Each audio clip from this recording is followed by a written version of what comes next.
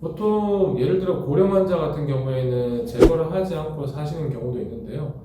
웬만하면은 내고정물의 제거는 권유를 드립니다. 왜냐하면은 우리가 한번 부러졌던 부위에 철판이나 나사를 이용해서 고정을 해놓은 뒤에 살아가시는데, 보통 뼈가 유압되고 나서는 빼지 않고 그대로 놔둘 경우에 또 2차적인 새로운 외상이 발생해서 그 부분에 충격이 갔을 때 좀 더 복잡한 모양으로 깨지기도 하고요.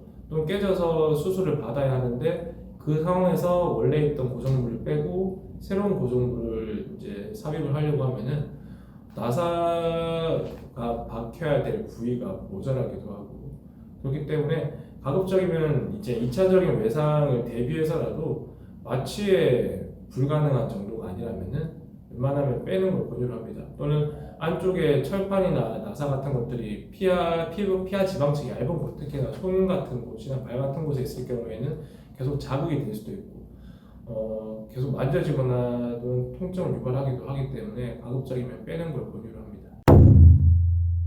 환자의 특별한 합병증이 없는 상태에서 제거 수술 같은 경우에는 바로 다음 날부터 손 같은 경우에는 손이나 손가락, 손목의 움직임, 또는 발목 같은 경우에는 발목의 움직임 다 가능하고요.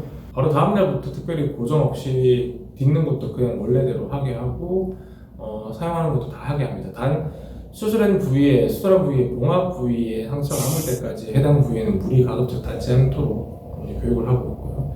실밥 빼고 하는데 2주 정도가 소요되는 걸 뺀다면은 이전에 골절 고정했던 수술이랑 확실히 다르죠. 그럼 이거 슬레이트를 뺀다라는 게 그럼 뼈가 다 굳었다는 걸 의미하는 건가요?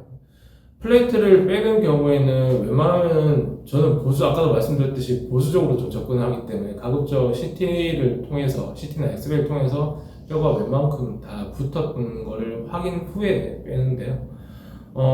환자분에 따라서 이 내 고정물 자체가 주변 조직을 자극하거나 그래서 그로 인한 불편감이 있다면은 어느 정도 시간이 경과하더라도 뼈가 덜 붙었을 경우에도 일정 부분 이상 붙었다고 판단될 경우에는 좀 더 일찍 제거하기도 합니다.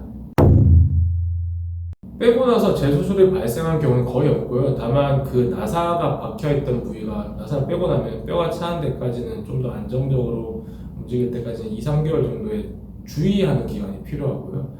그 사이에 다시 새로운 충격이 가해진다거나 외상들을 입어서 나사 넣었던 자리를 통해서 재골절이 일어나는 경우도 정말 드물지만 있습니다. 그럴 경우에 다시 재수술을 해야겠죠. 하지만 거의 없는 경우이기 때문에 새로운 외상이 일어날 거를 고려해서 이걸 안 빼고 있는 것보다는 빼고 나사 자리가 뼈가 새로 생기도록 유도해 주는 게 훨씬 더 낫다고 생각합니다. 당연히 골절을 고정하는 게 난이도가 더 있는 수술이고, 제거 수술 같은 경우에 난이도가 상당히 낮습니다. 다만 나사와 드라이버의 체결 부위가 닳아있다든지, 또는 뼈가 나사를 너무 세게 물고 있다든지 하는 경우에는 나사를 다 제거하지 못하는 경우도 생깁니다. 대부분 어떤 방법을 써서든 간에 나사를 대부분 제거하려고 하는데, 나사가 정 제거되지 않는 경우라 하더라도 뼈 안에만 남아있는 나사는 크게 문제를 안 일으키기 때문에 그걸 빼려고 너무 환자 몸에 조작을 가하기보다는 뺄 수 있는 것들을 최대한 빼내고, 만약에 정 안 좋은 것들을 남기고 그런 식으로 하기도 합니다. 대부분 다 빼고 크게 남는 경우는 거의 없다고 보시면 됩니다.